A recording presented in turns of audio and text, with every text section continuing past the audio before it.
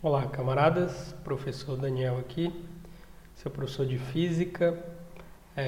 Vocês aí do terceiro ano, ou melhor, para vocês do terceiro ano, a gente vai entrar em leis de Newton seguindo a sequência do material de vocês, certo?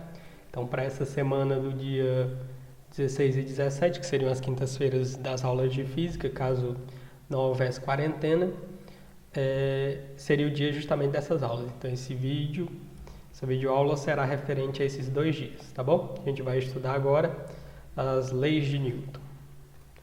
Vamos à nossa aula. Antes de falar precisamente das leis de Newton, é interessante a gente falar da natureza das forças. Eu vou dar vão ser 2 vídeos disponibilizados para vocês. Esse aqui, talvez com uns 30 minutos, falando da lei de Newton, mas e um outro falando definindo força e alguns tipos de força, tá bom? Antes de entrar propriamente na lei de Newton, eu vou falar da natureza das forças fundamentais na natureza. Então, hoje a gente classifica em 4 tipos as forças fundamentais da natureza. Talvez eu já tenha falado isso para vocês em algum momento nas aulas. A primeira força fundamental da natureza, ou pelo menos da maneira como está elencado aqui, é a chamada força eletromagnética. São as forças de natureza elétrica e magnética. Coisas que vocês já viram quando estudaram lei de Coulomb, força de Lorentz e assim vai, certo? São forças de natureza, portanto, elétrica e magnética, e é um dos tipos de força fundamental da natureza. O segundo tipo é a força gravitacional, que é responsável pela interação entre as massas, pelo menos para nós no ensino secundário. É o segundo tipo de força fundamental da natureza. O terceiro tipo é a chamada força nuclear forte. Força nuclear forte geralmente a gente não aborda no ensino secundário e no ensino médio. Mas, como curiosidade e como cultura para vocês, a força nuclear forte é responsável pela manutenção do núcleo dos átomos, certo? Pensa lá no átomo dos modelos químicos. Naquele átomo você tem um núcleo que tem prótons. Todos os prótons têm a eles aderido uma carga positiva. Então a questão que se pode perguntar é como é que você junta 2 prótons de carga positiva ali numa proximidade muito grande, sendo que eletricamente eles se repelem. Então você precisa de uma força que vença a repulsão elétrica e mantenha esses prótons coesos no núcleo do átomo. E quem é a responsável pela manutenção dessa coesão ou que impede que esses prótons se afastem é justamente a força nuclear forte, tá bom? Ela permite a estabilidade da matéria, você pode dizer assim. A matéria existe como existe e você existe na configuração que existe porque existe a força nuclear forte, tá bom? Um dos motivos, na verdade. E o quarto tipo de força fundamental da natureza é a chamada força nuclear fraca. A força nuclear fraca ocorre também ali na escala dos átomos e ela é responsável pelos decaimentos radioativos. Para a gente que está aqui em Goiânia, o mais famoso tipo de decaimento radioativo que a gente conhece é o do Césio-137 por causa do acidente radiológico que ocorreu aqui em Goiânia. Então, o decaimento daquele tipo de composto e de átomos que compõem que é o Césio-137, o decaimento radioativo daquilo, o responsável pelo tipo de decaimento que ocorre nos átomos é justamente a força nuclear fraca, tá bom? Geralmente, aqui na escola e no ensino médio, dependendo da área que você for escolher na faculdade, os seus estudos morrem aqui em força eletromagnética e força gravitacional. Para quem for para as engenharias, físicas, matemáticas e algumas partes biológicas, por exemplo, física médica, vê todas essas forças, mas a maioria das pessoas fica aqui. Como você é meu aluno, você vai ter o direito de ver isso aqui também, uma hora ou outra, pelo menos como comentário, certo? Então, estão aí as forças fundamentais da natureza. O tipo de coisa que a gente vai estudar aqui hoje está nas forças gravitacionais, tá bom? Estão dentro de campos gravitacionais, dentro do planeta Terra e etc. Mas fica aí como curiosidade.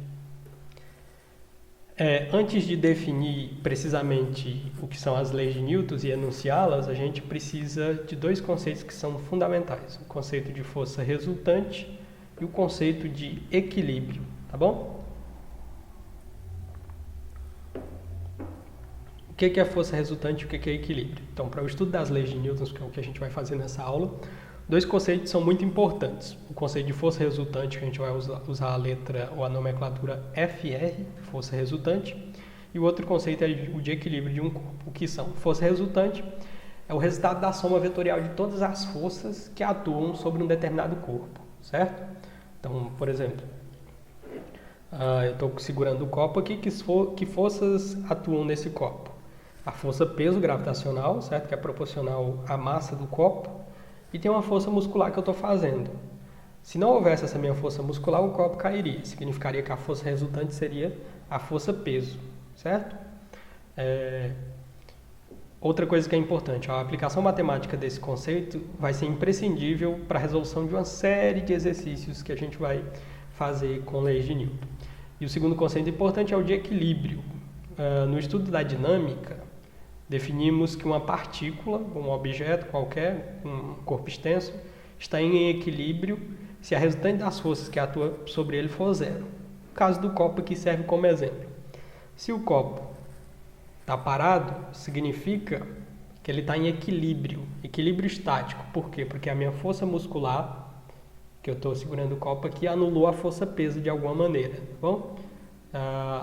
De maneira que o copo ficou em equilíbrio. Agora, se eu aplicar menos força, o copo começa a descer, certo? Eu passo a ter uma força resultante, que nesse caso específico do copo é justamente a força peso que está atuando sobre ele. Tudo bem? Outro detalhe. Várias forças podem atuar sobre a partícula, porém a soma vetorial dessas forças deve ser nulas na questão do equilíbrio aqui, certo? Então, para o equilíbrio, a gente diz que a força resultante, o somatório das forças resultantes é igual a zero. Essa figurinha aqui é só para exemplificar uma coisa que a gente vai utilizar muito, que é o chamado diagrama de corpo livre. Aqui você tem um menino que está descendo aí, uma criança descendo no escorregador. E aqui você pode analisar quais forças estão atuando. Suponha, como é que você faz um diagrama de corpo livre? A gente vai aprender com muito detalhe, mas já vai um spoiler aí. Você considera que a criança é um ponto, esse pontinho azul aqui, e analisa quais forças estão atuando. E essas forças a gente vai discretizar mais na próxima aula. Aparece uma força normal, que é uma força de contato, que é a força que o escorregador faz na criança. Então ele aponta para lá, ele é perpendicular à superfície, por isso que a força normal aponta para aquele lado. Existe uma outra força de arraste aqui, que tende a segurar o menino, mas não segura, que é a força de atrito. E existe uma terceira força atuando aqui, que aponta para baixo, sempre para o centro da Terra, que é a força chamada força peso, que é massa vezes a aceleração da gravidade, tá bom? Esse tipo de diagrama a gente vai ver com mais detalhe mais para frente. E chegamos finalmente à primeira lei de Newton. Lembrando que essa aula vai tratar das 3 leis fundamentais da mecânica, chamadas leis de Newton. A primeira lei de Newton, também conhecida como lei da inércia, tem o seguinte enunciado. Na verdade, tem vários enunciados. Eu escolhi esse aqui num livro de mecânica clássica que eu tenho. E eu achei que foi uma boa definição, bem curta e objetiva, que cumpre bem o papel, tá bom? Então diz assim: um corpo permanece em repouso ou em movimento uniforme, exceto sobre a atuação de uma força resultante diferente de zero. O que quer dizer isso? A lei está querendo dizer que, supõe essa régua aqui, isso aqui é um tipo de régua, ele está dizendo assim, ó, um corpo ele vai continuar em repouso, paradinho aqui, certo? Está paradinho, a menos que ele seja forçado a mudar esse estado por forças resultantes diferentes de zero implicadas sobre ele. Então eu só tiro alguém do repouso ou do estado de movimento retilíneo uniforme só se eu aplicar uma força resultante diferente de zero. Então existem 2 casos, que é o repouso absoluto, e o equilíbrio dinâmico, que é quando o corpo está em movimento retilíneo uniforme. Ele só possui velocidade e não possui aceleração. A gente vai ver os exemplos aqui, alguns exemplos no decorrer da nossa aula. Então, a afirmativa anterior, que é justamente a lei da inércia, você pode chamar de lei da inércia, a gente vai ver por que pode ser chamada de lei da inércia. A afirmativa anterior, portanto, se relaciona às situações de ausência de força ou de força resultante nula atuando sobre um corpo, certo? Por isso que aqui está dizendo que você vai ter essa condição de repouso ou de movimento retilíneo uniforme quando não houver força resultante, tá bom? Nesses casos, o corpo deve permanecer em movimento retilíneo uniforme quando não há uma força resultante, e se ele estiver com velocidade diferente de zero ou em repouso e se sua velocidade for nula, certo? Vamos de novo. Nesses casos, o corpo deve permanecer em movimento retilíneo uniforme quando? Se ele estiver com velocidade diferente de zero.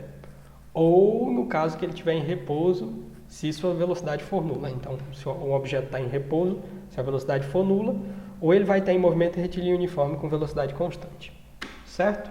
Outra coisa importante, todo referencial no qual as condições descritas na primeira lei de Newton são obedecidas são condições para a força resultante igual a zero, que é o MRU, ou uma situação de repouso, certo? E essas condições descritas são denominadas referenciais inerciais. O referencial inercial é extremamente importante e vai acompanhar quem escolher uma carreira no campo das exatas e tal. Referencial inercial é aquele no qual não há aceleração, tá bom? O objeto está em repouso ou em movimento retilíneo uniforme. Eu trouxe essa figurinha aqui para exemplificar a primeira lei de Newton. Ela justamente é a ação. O que está rolando aqui? Inicialmente esse cavalo estava, vamos supor, em movimento retilíneo uniforme e ele parou de uma vez. O que aconteceu com o sujeito que estava montado no cavalo?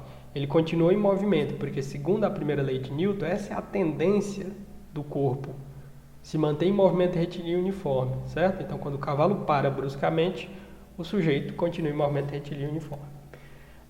Eu escolhi essa imagem também porque isso já me ocorreu. Como vocês sabem, eu sou lá do Tocantins, e no Tocantins a gente tem muitas tradições agropecuárias. Quando eu tinha mais ou menos uns 12, 13 anos, eu estava perseguindo uma vaca que se desgarrou do restante, das outras, e eu estava andando já uma velocidade boa atrás dessa vaca, e ocorreu que ela virou 90 graus no canto de uma cerca, e eu com o cavalo fui também. O cavalo conseguiu virar, só que eu, desconhecedor da primeira lei de Newton, chamada lei da inércia, não percebi, não me lembrava desse fator, não diminui velocidade nem nada. Ocorreu que quando o cavalo fez a volta, o estribo, que é onde a gente coloca o pé, quebrou, e eu, por inércia, continuei em linha reta, porque essa é a tendência natural dos corpos, certo? A não ser que tivesse atuado alguma força sobre mim para me manter na mesma linha que o cavalo fez. Como não havia isso, a minha tendência natural, segundo a lei da inércia, é continuar em movimento retilíneo uniforme. Foi o que ocorreu. Eu passei direto e caí a uns 30 metros ali do cavalo, certo? Por isso que eu escolhi essa imagem aí para vocês. Vamos para frente. Ainda na primeira lei de Newton tem algumas coisas que são importantes ser ditas. Aqui eu trouxe um retrato do Newton aí, para quem nunca viu. Ele viveu nessa época e ele pegou uma época parecida com essa nossa. Ele pegou um pedaço da peste negra. Aí ele ficou recluso na fazenda dele lá, ele era inglês. E durante esse período ele desenvolveu muitas coisas da física. Então você pode usar esse período para estudar bastante e pensando aí no seu futuro, no que você quer para a sua vida. Como você, no caso de vocês que já estão no terceiro ano, é importante vocês estarem atentos com isso, tá bom? Já deveriam ter escolhido, se não escolheu uma carreira ou o que vai fazer depois do ensino médio, ainda está em tempo, ainda mais em tempos de quarentena, que você está coeso aí na sua casa. Newton talvez tinha a sorte de estar recluso numa época que não tinha internet, né? Então a ocupação dele era só pensar e abstrair sobre algumas coisas. Você deve ter o dilema ainda de ter que lutar contra a internet. Mas, ok. Voltando à vaca fria é uma expressão que o camarada aluno Diego gosta. Se ele estiver me ouvindo aí, um forte abraço, camarada Diego. Então, voltando, portanto, à vaca fria. Então, da primeira lei de Newton, a rigor, o que rola? Não existem referenciais inerciais, tá bom? São situações ideais. E o que a gente vai fazer são aproximações, significa que as situações não são exatamente reais, são aproximações. Só que são muito boas, para que a gente possa utilizar certos corpos como referenciais inerciais, certo? Desculpa. A seguir, a gente vai representar dois fatos cotidianos que podem ser explicados considerando o planeta Terra como um referencial inercial e aplicando a primeira lei de Newton. Aí depois desses dois exemplos eu pauso essa aula, a gente vai ter ainda uma segunda aula para falar da segunda e terceira lei de Newton, e uma segunda aula, né? E uma terceira aula para tratar especificamente de tipos de força, tá bom? Então vamos aos exemplos. Na verdade são situações para serem discutidas, então na primeira lei de Newton a situação 1 que eu trouxe foi essa.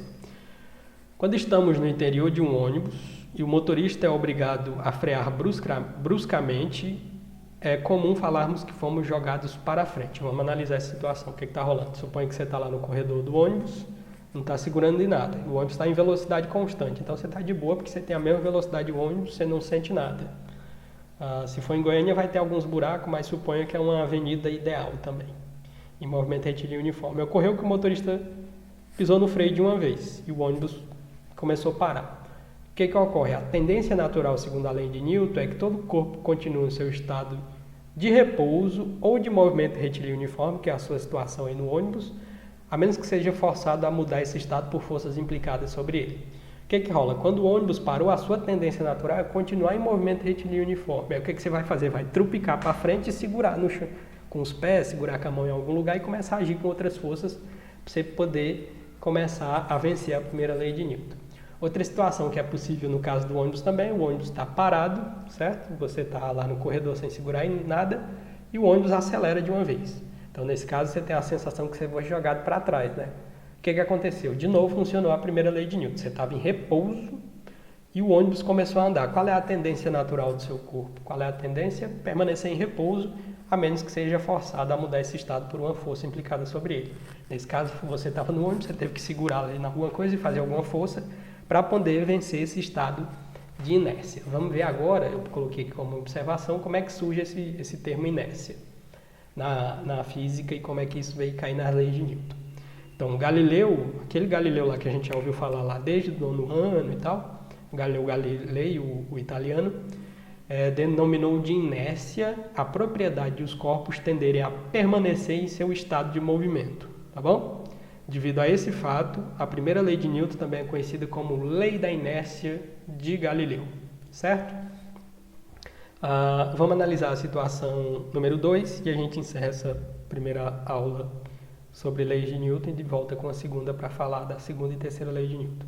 A situação 2 está escrita aqui também, tá bom? Que aqui tem um desenho. Situação 2 diz assim, ó. Quando um carro no qual nos encontramos realiza uma curva para a esquerda, temos a sensação que estamos... isso é importante. Temos a sensação que estamos sendo jogados para a direita por uma força desconhecida. Ó, a situação está ilustrada aqui nessa figura. A figura a seguir, que ilustra essa situação, é fácil perceber que nosso corpo tende a continuar, na verdade, em linha reta. E o carro é que está fazendo uma curva aqui, que está virando, certo? Nesse exemplo, o carro não é um referencial inercial, pois nosso corpo, em relação ao carro, não permanece em repouso. Mesmo estando sujeito, isso aqui é só uma observação, mesmo estando sujeito a uma força resultante não nula. Então, o que rola quando alguém está fazendo uma curva ou entrando em uma rotatória? Ocorre que a tendência, de novo, natural dos corpos, segundo a primeira lei de Newton, para esses casos da dinâmica, é permanecer em seu estado de movimento retilíneo uniforme, em MRU. Então, quando o carro começa a fazer curva, a sua tendência é continuar em linha reta. Por isso que é importante, por exemplo, a utilização do cinto de segurança. Nesse carro aí, ó, a sua tendência é continuar nessa linha reta enquanto o carro faz a curva. Suponha que esse carro não tenha portas e você está sem cinto de segurança. O que vai rolar? Vai ocorrer que você vai cair fora do carro, certo? Então tá aí de novo outro momento cultural da aula, a importância do uso de cinto de segurança. Então tá aí exemplificado para vocês 2 exemplos de aplicações diretas da primeira lei de Newton, tá bom? A gente volta aí na segunda aula para tratar, portanto, da segunda lei e terceira lei. Um forte abraço a todos e até a próxima.